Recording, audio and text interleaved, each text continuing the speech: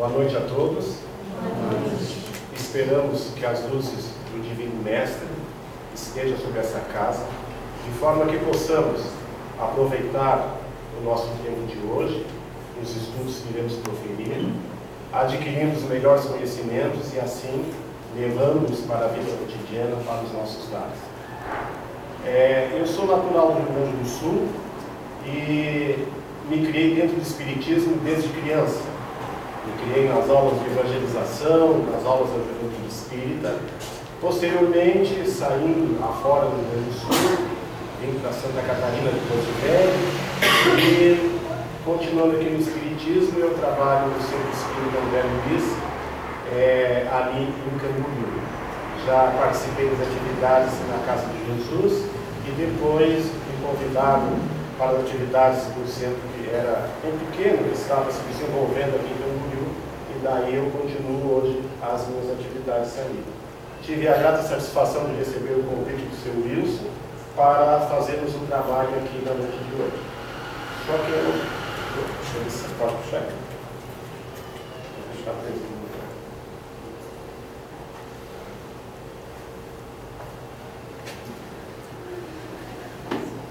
Como a gente tem então um trabalho apresentado ali através de slides no PowerPoint, a gente vai se colocar ali ao lado do computador para poder conduzir as telas.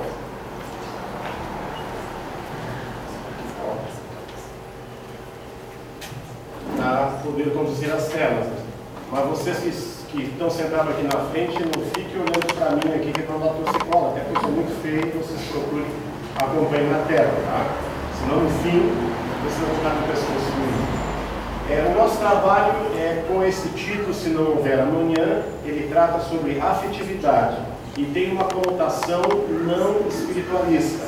Ele tem uma conotação do nosso dia a dia aqui na Terra, porque todos nós sabemos que, na realidade, a vida é infinita, a vida não tem fim. Então, por isso, todos nós esperamos um amanhã promissor, seja nesta ou em outras existências. Por isso a conotação desse título é uma conotação bastante do nosso dia a dia. Não sei se eu não quero apagar, não tem como apagar isso aqui para ficar melhor na tela ou não? Na frente. Só na frente, consegue?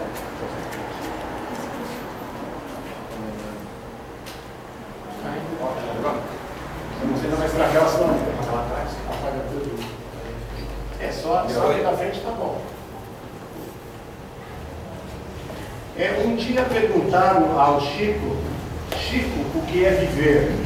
E o Chico, naquela sua simplicidade, tão conhecida de nós, respondeu que viver é dizer aos outros que eles são importantes, que nós os amamos muito, pois um dia eles se vão e nós ficamos com aquela impressão costumeira que não os amamos o suficiente.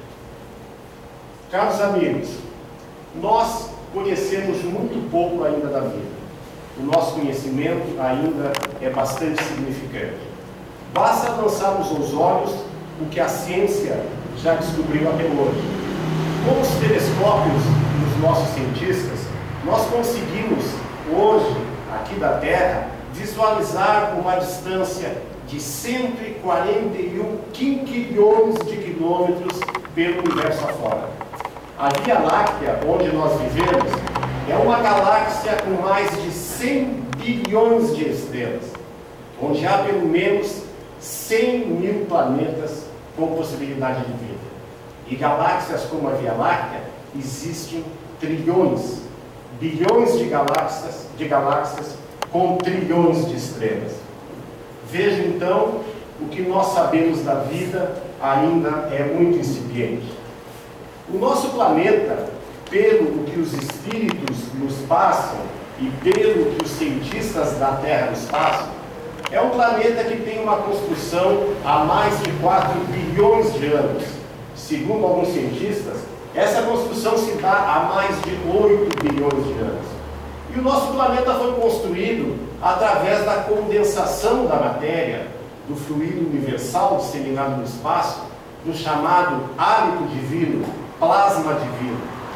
Há 2 bilhões de anos após a construção do nosso planeta, foram semeados aqui na Terra os primeiros germes, os primeiros vírus, e então, depois disso, surgiram, construíram-se os primeiros princípios vitais, que apareceram através do reino mineral, depois transformando-se em vegetal, chegando ao reino animal e até a nossa espécie, o reino hominal.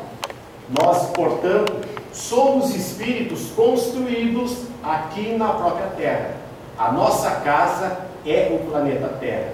Essa história que vemos de outros mundos e por aqui andamos, nós fomos construídos através do princípio cósmico universal que se disseminava pelo espaço, e daí então, semeados aqui na Terra, nós aqui nos desenvolvemos até chegar à espécie humana. Por isso que a nossa casa é a Terra. Kardec pergunta ao Espírito Verdade, na questão 44 do Livro dos Espíritos, de onde que vieram os seres que vivem na Terra. E o Espírito Verdade responde: a Terra continha os germes que aguardavam um momento favorável para se desenvolver.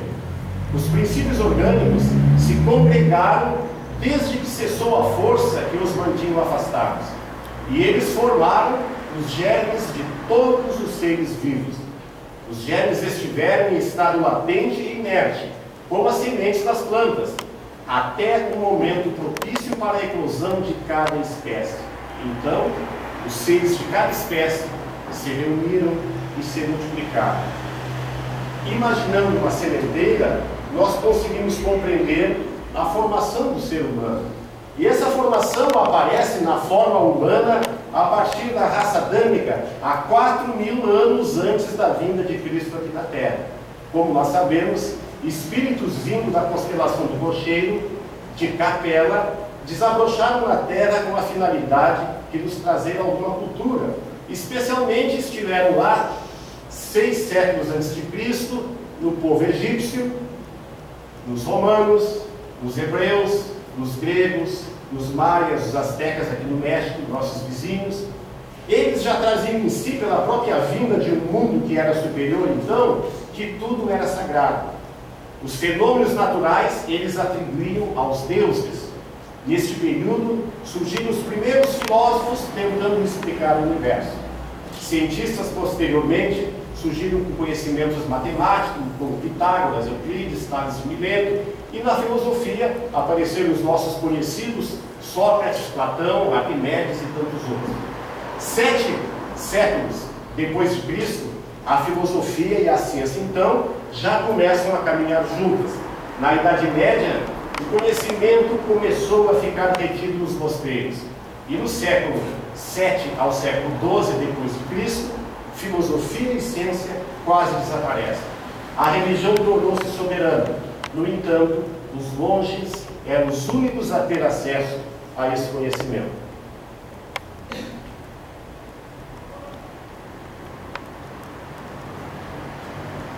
Na Idade Moderna, surgiram grandes cientistas. Galileu revolucionou a ciência. E neste período, então, a moderna concepção da ciência começou a ser baseada através da experimentação, através dos experimentos científicos comprovados materialmente.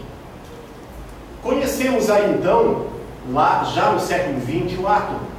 O átomo veio explicar para nós, espíritas, a constituição da matéria. Toda a matéria é constituída de átomos e moléculas. E daí começamos a compreender que tudo que existe na natureza é constituído de átomos e moléculas. Como tudo vive, os átomos e moléculas que constituem as paredes deste prédio, as mesas, as cadeiras, têm vida. Eles estão em estado latente de pulsação. E quanto mais lento é o seu estado de pulsação, mais materializado é o corpo. Vejam então que os corpos sólidos eles vibram em uma capacidade muito lenta. Os corpos líquidos já vibram mais rapidamente. E os gasosos muito mais ainda, que nós não chegamos a enxergar. Dessa mesma forma funciona o mundo material e o mundo espiritual. O mundo espiritual, que nós não vemos e com certeza estão aqui presentes, as moléculas e átomos que constituem os corpos espirituais vibram numa intensidade de milhares de vezes a mais do que o nosso corpo físico. Por isso, a sobreposição de ondas e de energias que nós não enxergamos, visto a sua intensa velocidade. A ondulatória vem nos auxiliar muito a compreender isso aí. A ondulatória divide o estudo em ondas mecânicas e ondas eletromagnéticas. As ondas mecânicas são aquelas produzidas onde existe ar. Por exemplo, eu estou falando aqui e quando eu falo, a minha voz bate no ar e esse ar oscila, ele vibra e chega aos ouvidos de vocês quando bate no tímpano na forma de som. Se não houvesse ar dentro dessa peça, ninguém ouviria nada, porque as ondas mecânicas necessitam de ar para se movimentar. E nós humanos só ouvimos quando esta onda vibra, se movimenta, mais de 20 vezes em um segundo. Então o ser humano, ele ouve de 20 vezes por segundo, e a gente chama de 20 Hz, porque o alemão Hertz que descobriu isso aí, até 20.000 vezes por segundo, até 20.000 Hz. Passando disso aí, o ser humano já não ouve. Então, quando nós dizemos que o gato, que o cachorro enxerga a alma de outro mundo, é porque, por exemplo, o gato ele ouve até 45.000 vezes por segundo, o cachorro até 30.000 vezes por segundo, e veja um morcego até 160.000 movimentos por segundo. Se nós colocarmos aqui na ponta da mesa uma gilete e batermos nela, quando ela se mexer 20 vezes por segundo, nós vamos ouvir. Quando nós batemos uma corda de violão, a partir de 20 movimentos que ela der por segundo, nós ouvimos. Se for menos que isso, nós já não conseguimos ouvir. Já as ondas eletromagnéticas é o que mais nos interessa, que são as ondas do rádio, da televisão, do nosso pensamento. Quando falamos em ondas eletromagnéticas, estamos falando em eletricidade conjugada com magnetismo. Para quem não sabe o que é magnetismo, magnetismo está no ímã, é a capacidade que ele tem de atrair outros metais. Então, isto são ondas eletromagnéticas, eletricidade com a atração imandada, por exemplo, do magnetismo. O rádio e a televisão funcionam assim no nosso pensamento também. Quando nós conseguimos sintonizar o nosso pensamento na mesma vibração, na mesma faixa de outra pessoa, seja viva ou morta, nós conseguimos nos comunicar. Vejam a telepatia, vejam as comunicações espirituais. Por exemplo, a onda do rádio, da televisão, quem gosta de novela não está dando aí, mas o Jornal Nacional, quem gosta de ver, a gente deve estar dando. Se nós ligarmos uma TV aqui, nós vamos pegar, vamos ver essas imagens que estão passando aqui, que estão passando pelas paredes, e nós não enxergamos sem aquele aparelho. Como que elas conseguem passar por aqui? Porque elas estão numa frequência, num movimento de ondas, de átomos, de moléculas, muito mais rápida do que essas paredes. Então elas se sobrepõem. Assim é o nosso pensamento. Quando nós oramos, quando nós vibramos pelo bem-estar, pelo amor de alguém, nós estamos fazendo com que as vibrações do nosso pensamento se movimentem tão rapidamente, de forma que nós assim conseguimos atingir a espiritualidade, atingir os nossos benfeitores espirituais, as falanges de Espírito de Jesus Cristo, governador do nosso planeta, e daí assim nós conseguimos mandar bons pensamentos em favor daquelas pessoas que amamos, em favor daquelas pessoas que estamos desejando o bem-estar, o bem-servir. E esses espíritos superiores, nossos anjos, guardiões, nossos guias, nossos amigos, nossos familiares que nos precederam na grande jornada, eles estão ali, ouvindo e sempre nos atendendo, sempre buscando nos auxiliar. Mas sempre, para recebermos esses benefícios, também é preciso que estejamos sintonizados com eles, através das nossas atitudes. Nada mais reflete aquilo que nós somos do que as nossas atitudes. As nossas atitudes do bem, do trabalho, do bem servir. As palavras de pouco valem. O que vale é aquilo que pensamos e que fazemos. A oração é aquela hora que nós falamos com Deus. É aquele momento que nós abrimos o nosso coração para a espiritualidade, abrimos o nosso coração para os outros. E nós seremos escutados. Assim, de acordo com a forma que agimos, assim, de acordo com a forma que nós abrimos o nosso coração e conversarmos com Deus. Mas, meus amigos, esse relato aí nós fizemos para nós compreendermos onde nós estamos? Nós estamos inseridos nesse mundo aí, de vibrações, de energias. E quando nós nascemos aqui na Terra, a maioria de nós, segundo os filósofos franceses, 98,8%, uma pesquisa feita na América do Norte e na Europa, detectaram que quase 100%, 98,8% das pessoas que nascem aqui na Terra são recebidas com muito amor. Vejam nós que quando está o nosso filho para nascer, nós nos deslumbramos de amor, de paixão, preparamos o enxoval, como se diz, para receber se é menino azul, se é menina cor-de-rosa. Ficamos enaltecidos, enobrecidos de fato por este fato mais importante que está por acontecer em nossas vidas. Não obstante, existem alguns que jogam as crianças no lixo, que largam na porta de alguma casa para alguém pegar, mas 98,8% das pessoas encarnadas na Terra recebem esses serzinhos com muito amor, chegando às vezes às mães de doarem a própria vida para que aquela criatura venha conviver conosco na Terra. E não é por acaso que nós estamos inseridos naquela família, não é por acaso que nós recebemos aquele ser. Há um projeto por trás disso. E normalmente nós encarnamos naquele meio familiar. Não é por acaso que nós estamos numa família, não é por acaso que nós estamos nos encontrando hoje aqui. Tudo tem uma razão de ser. E normalmente a nossa vida, ela já é anteriormente planejada, projetada, programada para que nós tenhamos êxito aqui na Terra. Nem sempre conseguimos. E na maioria das vezes, infelizmente, nós metemos o pé pelas mãos. E terminamos, muitas das vezes, ao invés de termos sucesso, não é? Criando mais empecilhos, mais inimizades, mais dificuldades, mais desgastes. Então precisamos observar isso, porque não é por acaso que nós estamos aqui na Terra. Aqui na Terra, nós estamos nessa escola maravilhosa com a finalidade de nos reeducarmos, de aprendermos a amar, de nos amarmos, mas odiamos também, com certeza, mas com isso nós evoluímos e colhemos os resultados do que fizemos no passado. E às vezes, se cada um de nós refletirmos agora, nós colhemos resultados também daquilo que estamos fazendo agora. Se olharmos para trás, muitos insucessos nossos no presente foi por problemas que nós criamos de novo agora. Não é só o passado, outras encarnações que nos trazem problemas para hoje. Às vezes, aqui mesmo, ao invés de resolvermos os nossos problemas, nós criamos mais. Mas o mais importante, aquilo de mais nobre que nós podemos fazer aqui na Terra, é colaborar com Deus na construção de um mundo melhor. É para isso que aqui estamos.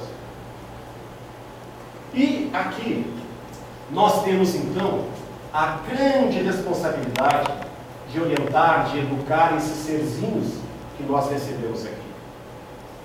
Educá-los para a vida, não para a nossa propriedade.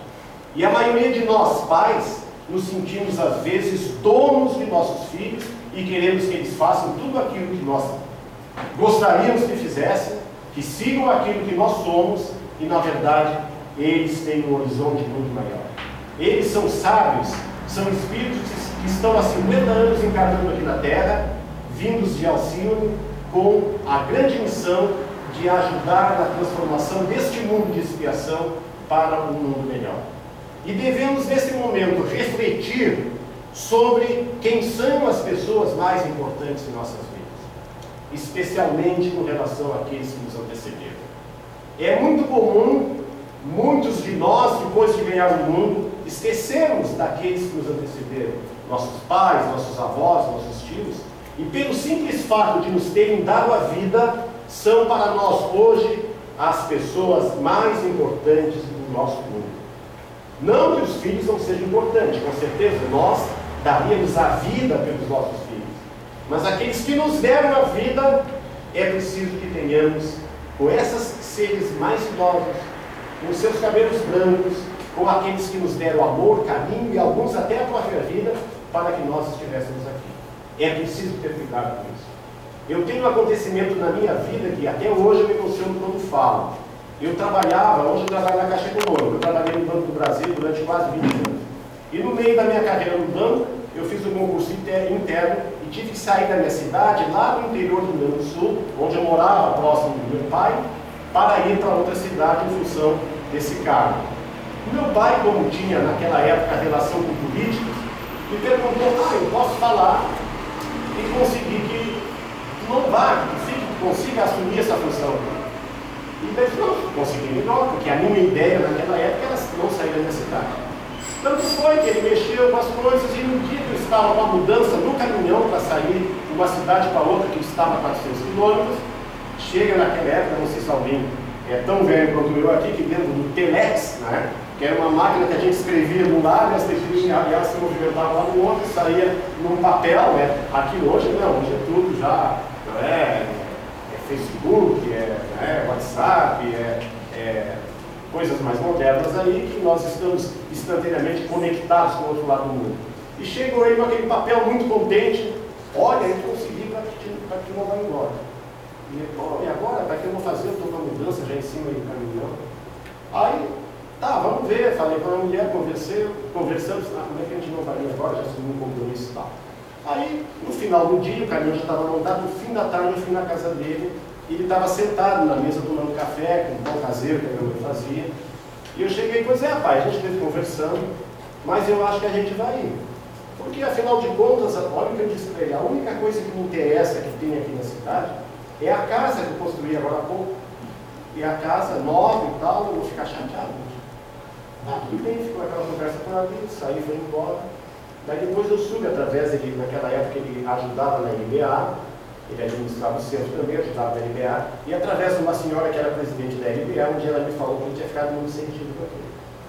Mas aí o tempo passa e a gente começa a refletir. Quando eu já morava aqui, eu vim para cá em 1999, lá por 2004, um dia eu sentado lá na frente do Shopping Atlântico, sentado lá, veio assim como um insight aquilo ali, e eu comecei, que barbaridade eu disse para meu pai naquela época. Disse para ele que o mais importante da vida era um monte de tijolo, enquanto ele, a pessoa mais importante da minha vida, estava ali, minha mãe, e eu falei uma tremenda besteira. Daí, felizmente, eu estava sentado na frente, assim, era perto do meio-dia, estava lendo Ação e Reação de André Luiz, peguei uma folha, um caderno e escrevi para eles, gentilmente, desculpa, dizendo que eles eram muito importantes, e isso aí, passados já naquela época, mais de 10 anos, né? Tive a oportunidade de pedir, antes dele morrer ainda, pedir desculpa por essa tremenda ignorância. Felizmente, Deus me deu a oportunidade, quando eu estava doente, acometido de câncer, aos 72 anos, tive a oportunidade de acompanhá-lo, de esfregar seus pés, de alisar o seu cabelo, de poder demonstrar todo o carinho, né, que eu sentia por ele ainda.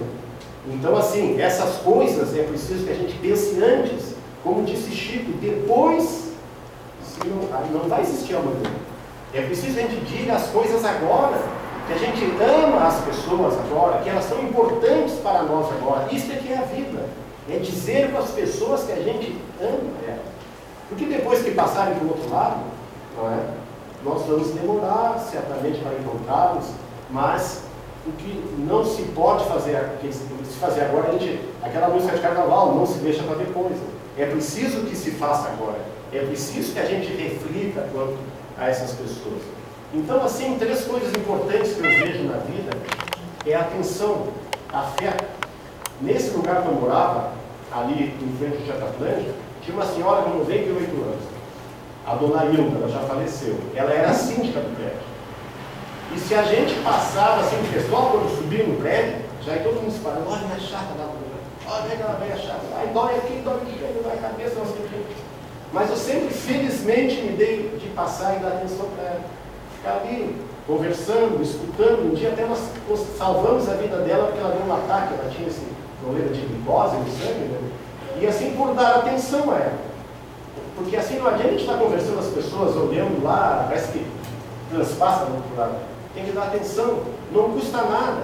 Hoje, o maior problema da humanidade, veja que os médicos, os psicólogos estão com os consultórios cheios, é problemas psíquicos. Porque falta de carinho, por falta de afeto. Eu já trabalhei muito no comércio, hoje trabalho atendendo as pessoas chegam e parece que querem falar, contar, eu me separei do marido, a minha mulher morreu de câncer, fulano está doente, está com AIDS, e assim no nosso mundo, infelizmente, é um mundo de expiações, e é essa a nossa vida, e é natural isso aí. É natural que a gente sofra, porque nós somos espíritos ainda em evolução, e se nós não sofremos, não tinha graça no mundo. Não é? É o que dá, a forma de nós evoluirmos, de crescermos na vida, é essa luta pelo dia melhor. Então, a atenção, o afeto, é a coisa mais importante da vida. O amor, Cristo veio aqui, não é? Para nos ensinar a amar. E o perdão, se nós não aprendemos a perdoar a tudo e a todos, nós vamos a milênios sem fim, uns nos perseguindo aos outros, por falta de perdoar verdadeiramente. Charles Chaplin já dizia, nós pensamos demasiadamente. Sentimos muito pouco. Necessitamos mais de humildade que máquinas, mais de bondade e ternura que de inteligência. Sem isso, a vida se tornará violenta e tudo se perderá.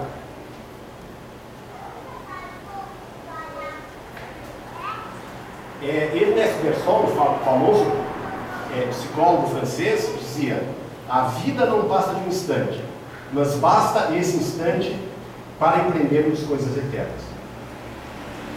E para encerrar, eu gostaria de deixar para vocês uma mensagem muito importante sobre essa questão, né, que já lhes experimentei bastante na vida com relação a essa questão de se não houver amanhã.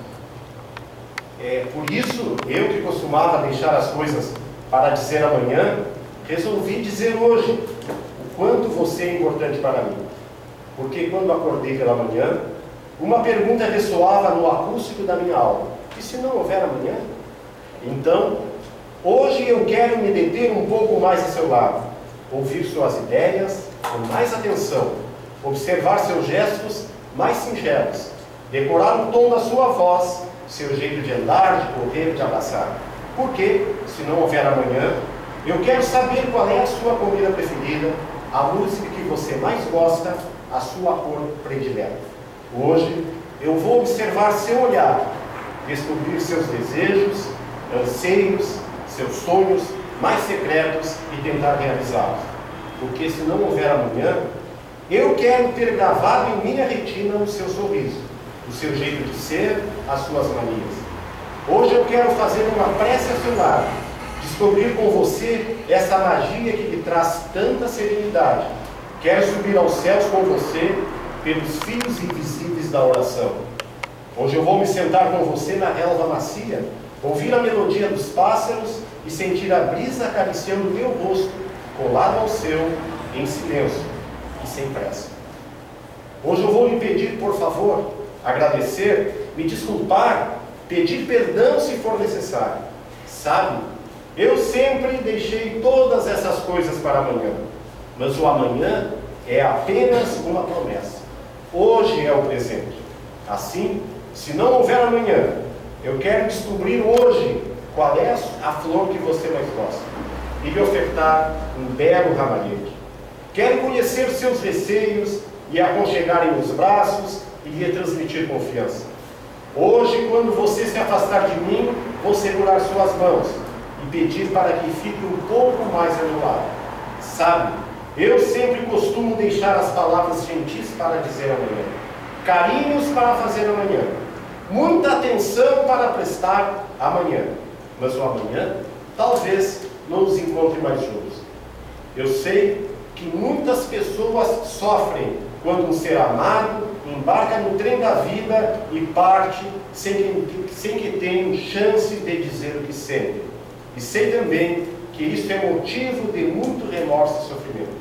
Por isso, eu não quero deixar nada para amanhã, pois se o amanhã chegar e não nos encontrar mais juntos, você saberá tudo o que eu sinto por você e saberei também o que você sente por mim. Nada ficará pendente. Quero registrar na minha alma cada gesto seu. Quero gravar no meu ser para sempre o seu sorriso, pois se a vida nos levar por caminhos diferentes, eu terei você comigo, mesmo estando temporariamente separados. Sabe, eu não sei se o amanhã chegará para nós, mas sei que hoje eu posso dizer a você o quanto você é importante para mim. Seja você meu filho, minha filha, meu esposo, minha esposa, meu pai, minha mãe, meu irmão, minha irmã, meu tio, minha tia, um amigo talvez. Você vai saber hoje o quanto é importante para mim. Porque se não houver amanhã, hoje é o melhor período de tempo na direção do tempo sem fim. Que Deus ilumine a todos nós, a fim de que possamos continuar iluminando o caminho de todos aqueles que passam pelas nossas vidas.